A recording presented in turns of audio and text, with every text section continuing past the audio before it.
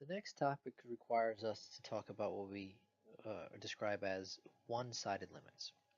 Up to this point, we've talked about two-sided or full limits, which basically has to do with, okay, we have a function, we have this value c, which is an x value we're going to approach, and we need to approach that x value from both directions, from the left-hand side and from the right-hand side.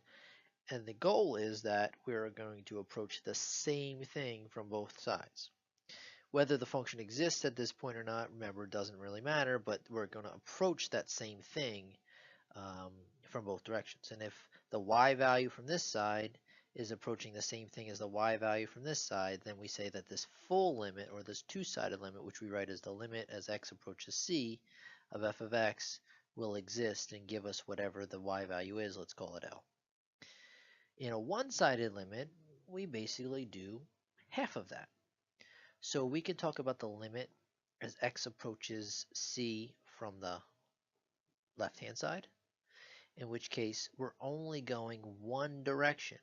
So we're traveling along the function this way, and we're trying to find what y value we're approaching from just that one side. From a notational standpoint, what we're going to do here is we're going to look at the same notation, the limit of f of x as x approaches c. We're going to put this little subscript of a negative up here. And that little negative describes or tells us that we're only looking at approaching c from the left. We use a negative because negative values are down here on the left-hand side of the x-axis. We could also approach c from the right-hand side. And so x is getting closer and closer to c just from this one direction. And so we're traveling along the function this way. We're trying to figure out what y value are we going to get close to. In this case, that y value could be whatever it is. Let's call it m. Notationally, what we'll do to describe that we're only going from that one direction is to put a little plus up here in this superscript for the c. And so looking at this, the limit as x approaches c of f of x from the right or from the left is denoted by the plus or by the minus. If you don't see either of those like this one, assume it's a full two-sided limit, but these are what we call one-sided limits. Pretty simple concept once you understand how limits work, but we'll be using these in the section moving forward. In this section, we're going to talk about two different types of limits. Limits um, at infinity and infinite limits. It all really depends on whether or not or how infinity comes into play with these limits. So first we talk about infinite limits. In infinite limits, it's about whether or not the answer for the limit is approaching infinity, which we've just talked about previously and said if the limit is approaching infinity, technically the limit doesn't exist, but we can write something better than does not exist.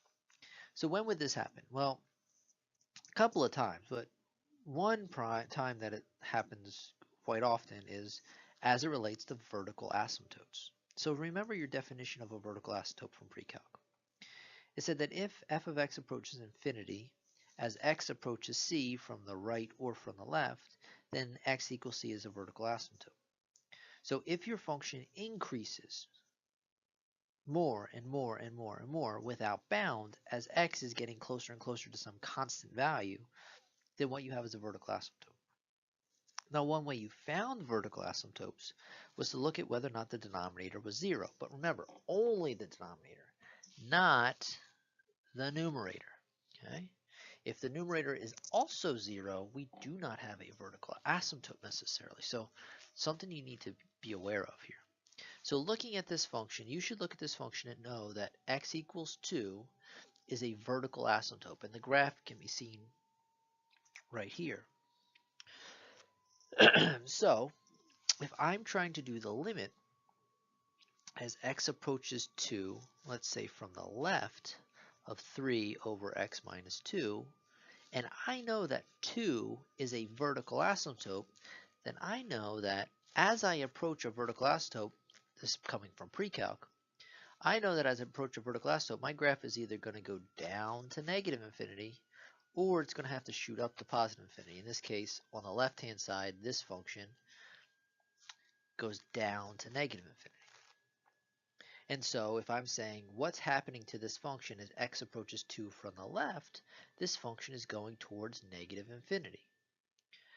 Again, always remembering that because we got this answer, this limit technically does not exist, but we can write something better than does not exist.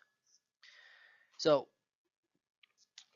that's that limit. We could do the limit as x approaches 2 from the right of 3 over x minus 2. Again, doing the same thing. We're approaching 2 from the right-hand side. Looking at what the function does, the function goes up to positive infinity, in which case I could say this limit equals positive infinity. And then I can say, well, what's the limit as x approaches 2 for 3 over x minus 2, in which case I'm not talking about the right or the left, but both. Well, if on the left-hand side I'm going to negative infinity, and on the right-hand side I'm going to positive infinity, then in this case, the best I can say is does not exist. I can't write infinity or negative infinity because these are different. If they were both the same, then I could use that answer here. But since these are different, one positive, one negative infinity, this is the best answer I can give for the full limit. Now, this is real easy when you have the graph sitting in front of you like this. What if you don't have the graph sitting in front of you? Well, it really should be just as easy. If I was doing the limit as x approaches 2 of 3 over x minus 2, whether the right, left, or full, I mean, let's just say right, the right side. First thing I would do is say, can I plug 2 into the function? No, makes the denominator 0. Next thing I say is, can I plug it in the numerator and does it make that 0? Well, no, the numerator is 3. No matter what 2 is, the numerator is 3, so the numerator is not 0. So since the denominator equals 0 but the numerator is not, that tells me right away that this value is a vertical asymptote. So my question is, well, what's happening? Well, I know as I approach a vertical asymptote, my graph goes up to positive or down to negative infinity. So I know the answer for this limit is either going to be positive infinity or negative infinity. The question is which one? Well, all I'm going to do is I'm going to say, well, if I plug 2 into this function, I know I can. But if I plug something bigger than 2, because I'm going from the right, from something bigger than 2, what would happen? Well, this would be positive, because if you take a bigger number minus a smaller number, remember this is bigger than 2, this is 2, bigger number minus smaller number would give you a positive. This number is positive. A positive over a positive should give you a positive. So if I knew the answer was either positive infinity or negative infinity, because I knew I was looking at a vertical asymptote, and I know that there are only two options when you approach a vertical asymptote, then I know that this is not the answer, and therefore that's the answer. Do I have the full graph here? No, but I know that I'm working with a vertical asymptote, but I know the behavior around the vertical asymptote. So what you need to be able to do is you need to be able to look at these functions and recognize, do they have vertical asymptotes? Where are those vertical asymptotes? And so then if we're doing a limit, recognizing that we know where the vertical asymptotes are, that could help us. So looking at the first function, this function has a vertical asymptote when x equals negative 1. Why? Because that's when this denominator is 0, but the numerator will not be 0 when x is negative 1. So then, what if I asked you to do the limit as x approaches negative 1 from the left of 2x over x plus 1? Well, knowing that negative 1 is a vertical asymptote for this function, and I'm approaching it from the left, I'm either going to go up to positive or down to negative infinity. So the question is, which one is it? That's going to tell me my answer. But it's either going to be positive infinity or negative infinity. Well, if I'm on the left side of negative 1, I'm smaller than negative 1, okay? So if I'm smaller than negative 1, shown this way on negative 1, this would be negative. In this case, I'm going to have something like, I don't know, negative 1.1, that's on the left side of negative 1, plus 1, you see that this is going to be negative. So this would be negative, this would be negative. So if I have a negative over a negative, that would yield positive infinity. So you see how knowing where the vertical asymptotes is can help you with certain limits. Now, if I was doing the limit as, say, x was approaching 3 of 2x over x plus 1, that has nothing to do with vertical asymptotes. It's just some random value inside this function. But this is a vertical asymptote, and that's how you can use it. Let's look at the next function. Make some room. Where are the vertical asymptotes? Are there any for this function?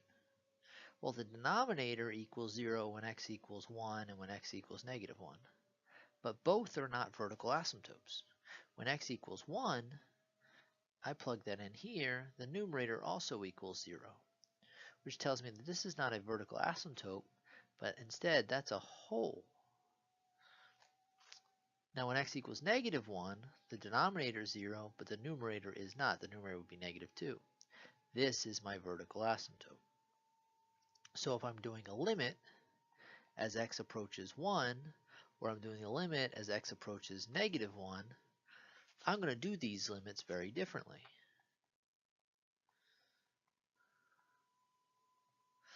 In this case, knowing that this is not a vertical asymptote, it's a hole, I'm going to factor, I'm going to cancel, and I'm going to get my answer. Knowing that this is a vertical asymptote, I'm not going to do any of that.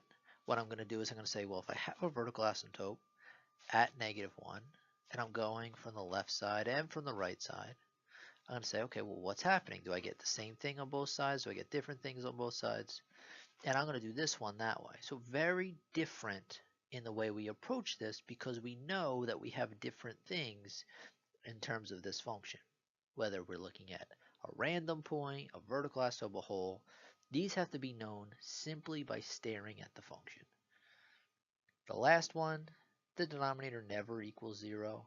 No matter what you plug in here, square plus 9 will never be equal to 0. So there are no vertical asymptotes. So that has nothing to do with this problem. So here are 3 examples. Each function has its graph given to you below, which makes this a lot easier. But even if you don't have these graphs, you should be able to do these limits. Recognizing that each one of these limits has something to do with a vertical asymptote. So in the first one, you should realize that 1 is a vertical asymptote for this function. So if I'm trying to approach 1 from both sides, because this is a full limit, I have to say what's happening on the left side, what's happening on the right. So if I'm plugging something smaller than 1 in, if I'm plugging something bigger than 1 in, what kind of answer am I going to get? Well, in both cases, I'm going to get a positive answer. Why? I have a square. No matter what I plug in, I'm going to square it. Well, that means the denominator is positive. Numerator also positive. Okay? So if they're both positive, and I know I was either going to go up to positive or down to negative infinity, both sides, you see, go up to positive infinity. Well, if on the left I go to positive infinity, on the right I go to positive infinity, then I can say this limit equals positive infinity. All the while remembering that that technically means the limit doesn't exist, but, you know, I've said that enough times. But we were going to write infinity.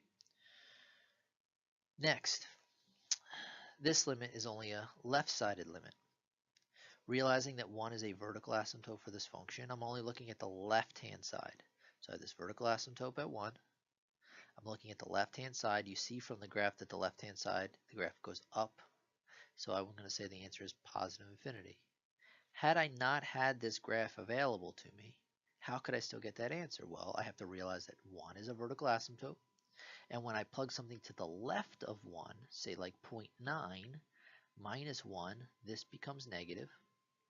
This is already negative. A negative over negative would give me a positive. Therefore, the answer is positive infinity. Because I knew where you had a vertical asymptote, I knew it was either going to be positive or negative infinity. In this case, positive infinity. Last one, same function, but this is a full limit. Well, on the left side, I got positive infinity. If I do the same thing on the right side, I'm going to see I'm going to get negative infinity. Since these infinities are not the same, unlike this one, where we were able to write positive infinity, the best we can do here is does not exist. Because the limit from the left and the limit from the right are not the same. All the while, every single one of these does not exist, but we can write a better answer here and here than we could here. The best we can do here is does not exist. Here we could say infinity and infinity. So now we turn our attentions to what we call limits at infinity. So we've already covered what happens in terms of the limit approaching infinity. So we're getting an infinity as the answer for the limit, which really isn't an answer, but it's describing what's happening with the function. The next thing is taking a slight turn from there and saying, well, rather than the answer being infinity, what happens if x goes to infinity? Up to this point, every time we've done a limit, x has been approaching a single finite value. X has been approaching 2, x has been approaching 3, but now we're going to let x go to infinity. Graphically, what that represents is what happens as x goes towards the ends of the graph. That would be positive infinity and negative infinity. So as x stretches to the left and to the right, what's happening with the y value? Well, you're asking yourself, what happens at the ends of the graph? Well, at the end of the graph, a couple things can happen. For polynomial functions, when you get towards the end of the graph can go up to positive infinity or down to negative infinity. For some rational functions, that could also happen, but also sometimes you start to see rational functions have a horizontal asymptote. And when they have a horizontal asymptote at the end of the graph, your y value gets closer and closer to some constant y value. And so recognizing when that's going to happen and when it's not is important. Again, pre-calc, you should have learned rational functions and when rational functions will and will not have a horizontal asymptote. And so looking at this is the graph of this function.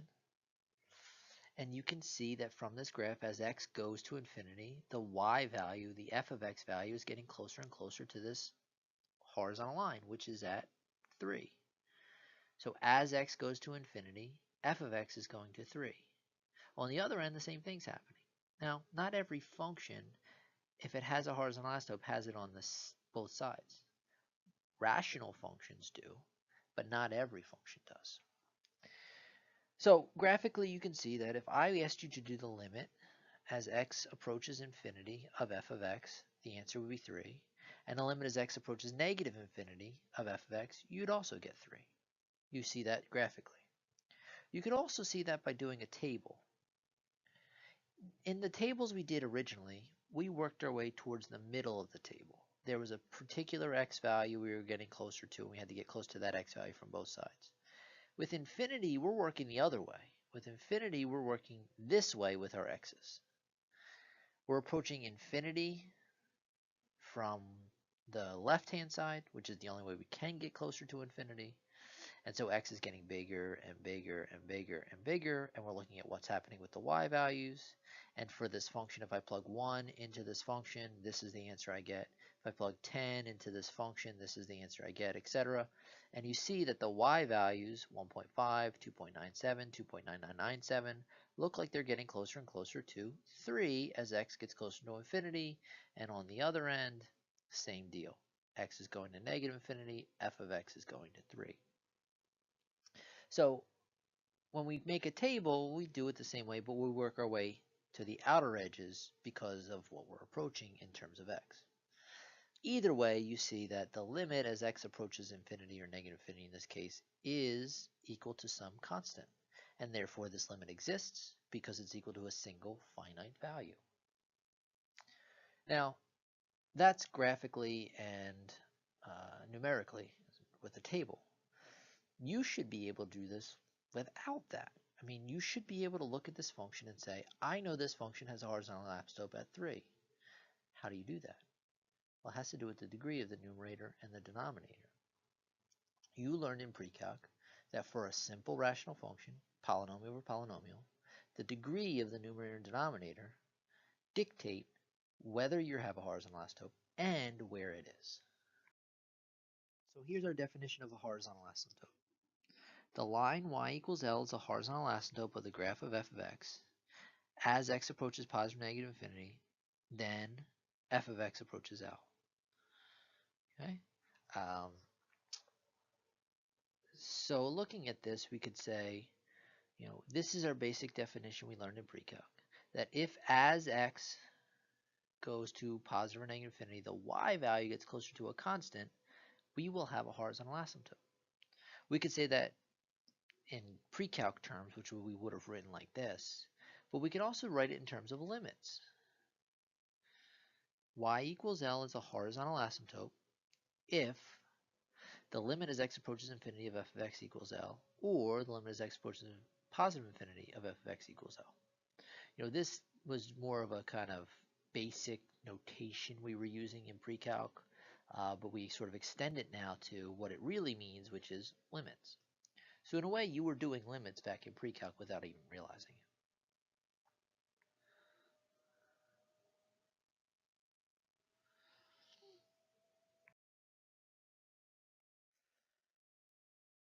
Okay, so here's a few examples. We'll come back to this in a second, but let's just look at these three functions.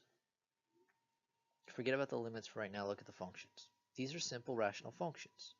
Look at the degree of the numerator and denominator. 1, 2, 2, 2, 3, 2. In this case, the degree of the denominator is bigger, so we would say that the horizontal asymptote is at y equals 0. Here the degrees are the same, so we would say that the horizontal asymptote is the quotient of the leading coefficients, which would be 2/3. And here, since the degree of the numerator is bigger, there is no horizontal asymptote. That all plays a role in these limits, because these limits are limits as x is going to positive or negative infinity. And so knowing what y value you're getting close to at the end of the graph, which is what horizontal asymptote is all about, can help us answer these limits.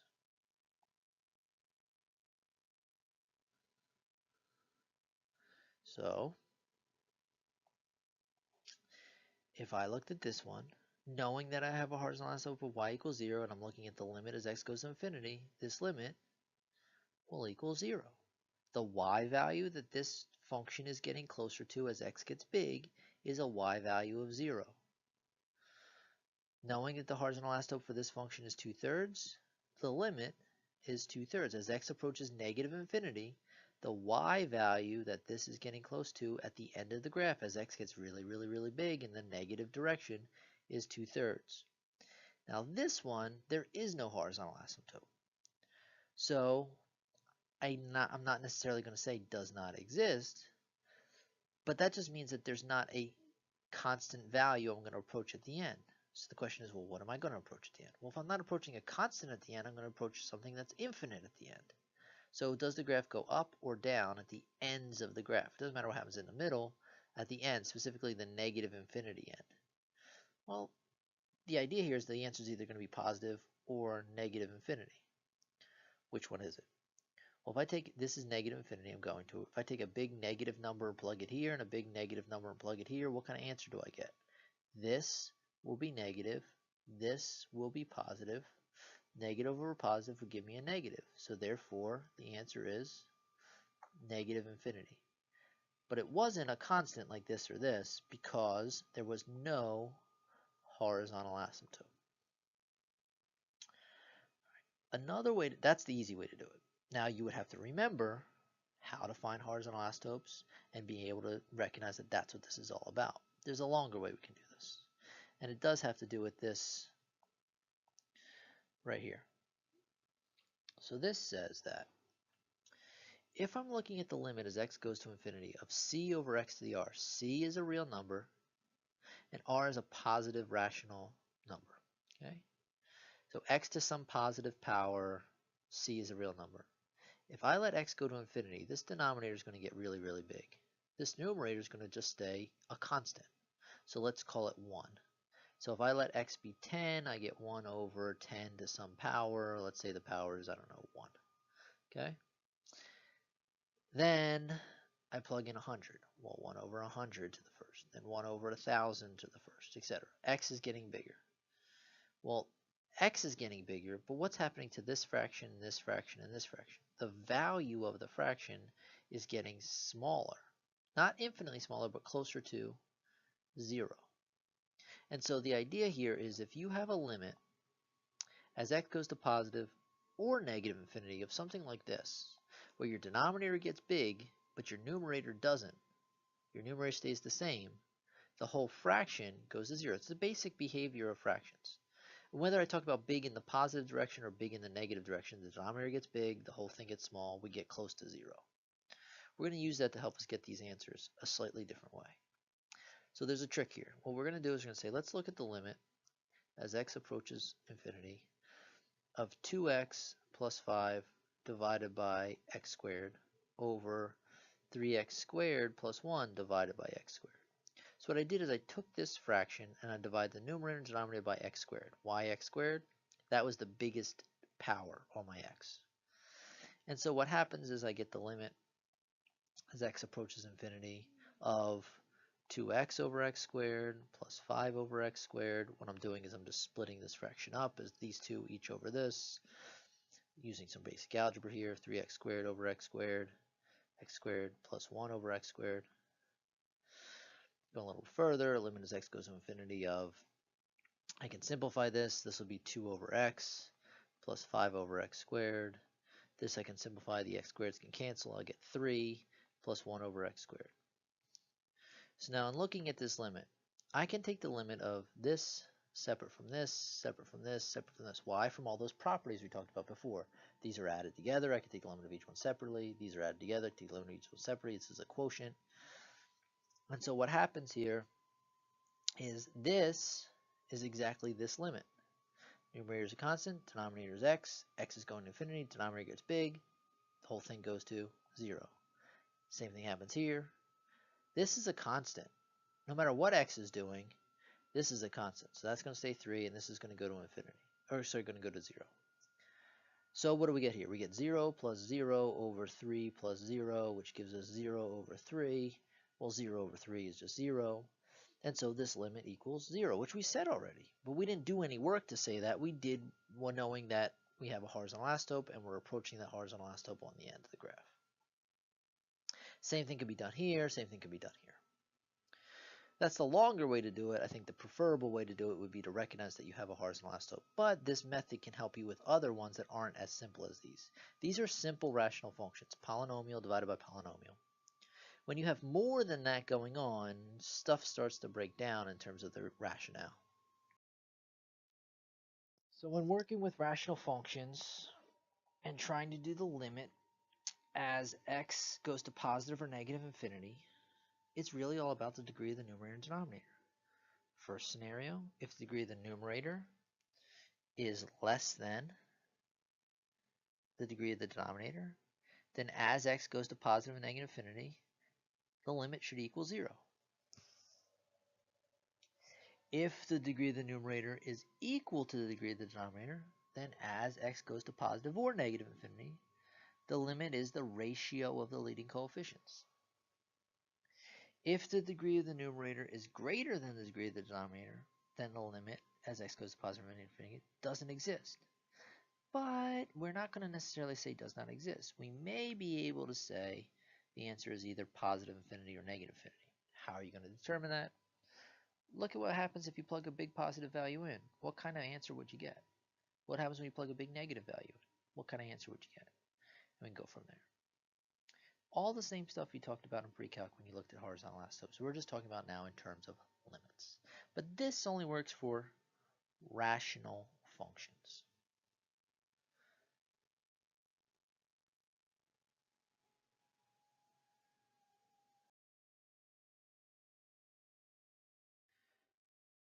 Okay, so here we're looking at this limit. Now this limit's a little bit more involved than a simple rational function because the square root. Not for the square root, same as the last problems. But with the square roots, this is not really a rational function. So what do we have to do? We have to look at this limit. Now we can try and use the same tactics we had before, but we need to be careful. First, look at the degree of the numerator. The degree of the numerator is 1. Degree of the denominator. Now you might be fooled in thinking that the degree of the denominator is 2. But look, that 2 is inside this square root. So in a way, you're looking at the square root of x squared. Now there's other stuff going on in here, but if we really try and simplify this, you're looking at the square root of x squared, which oftentimes we think of as equal to x, which in some ways is true, but it's not always, which is where we could get into some trouble. We'll talk about that later. So if we think about that, then the degree of the numerator is the same as the degree of the denominator. And when the degrees are the same, what we should do is we should divide the leading coefficients, 3 and square root of 2. So the answer should be 3 over the square root of 2. That rationale actually works for this problem, and that is the answer for this limit as x goes to positive infinity.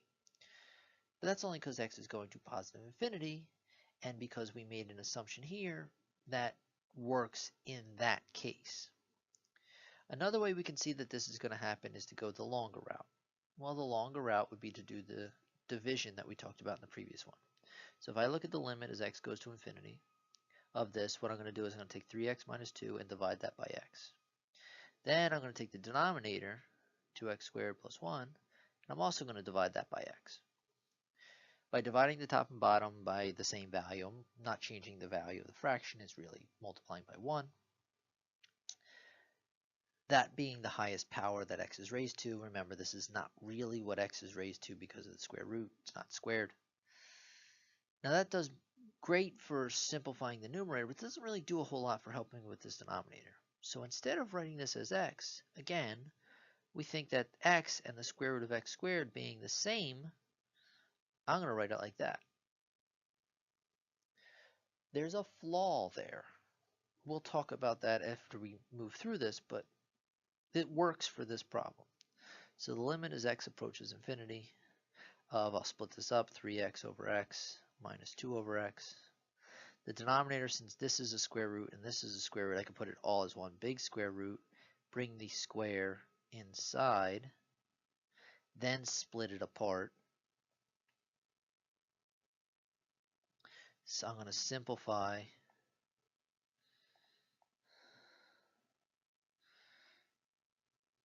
as I go. So if I split this apart, 2x squared over x squared is going to give me 2. 1 over x squared is 1 over x squared. And I'm going to look at this and I say, okay, as x goes to infinity, what happens? Well, I'm going to look at each piece. This is a constant. Limit of a constant, doesn't matter what x is doing, that's going to stay a constant. As x goes to infinity, this denominator gets big.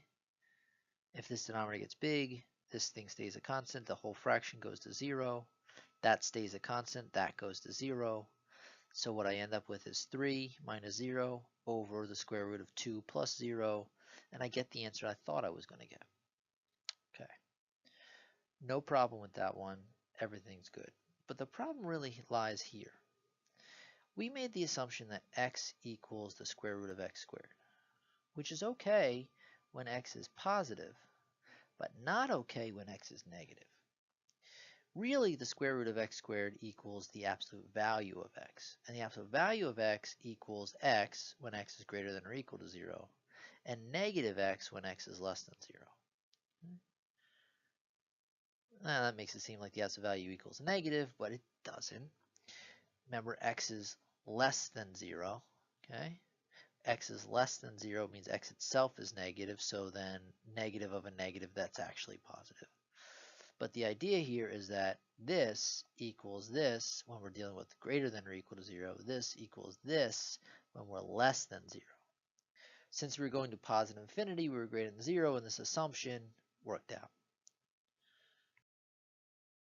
If you look at this next one, that assumption starts to fail because we're going to negative infinity. If we try and use all the same assumptions of how to work this thing out that we did before, we would say, okay, degree top and bottom, 1, 1. This is the same function. Because this is square root of x squared, it's really 1. Same degree top and bottom, divide the leading coefficients. I might think that the answer is 3 over the square root of 2. But it's not. X is going to negative infinity. X is going to negative infinity, so x is a really big negative number. If I take a big negative number and I plug it here, this is a huge negative number times 3 is still negative, minus 2 is still negative. So the numerator is negative. If I plug a big negative number in here and square it, that's positive. times 2 positive plus 1 positive, square root of it is still positive. So what I have is when x is really, really big in the negative direction, I get a negative over a positive, which should be a negative answer. That is not a negative answer. So what went wrong? Well, what went wrong is our intuition was flawed to some extent because all that stuff about degree of the top and bottom works nicely with simple rational functions, but when things start to change and we have this square root, all that starts to fall apart to some extent. Now the answer is not completely wrong in that 3 over square root of 2 is related to the answer, but the answer is actually going to be negative 3 over square root of 2. We knew the answer should be negative, and so it is. But where does all that come from? Well, it comes from one step that we did in the last problem that's a little different. So limit as x approaches negative infinity. I'm going to divide top and bottom by x.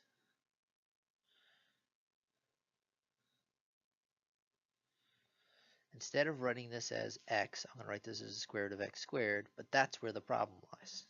I'm trying to divide the top and bottom by the same thing, but these are not the same. Remember, the square root of x squared equals x when x is greater than or equal to 0, and it equals negative x when x is less than 0.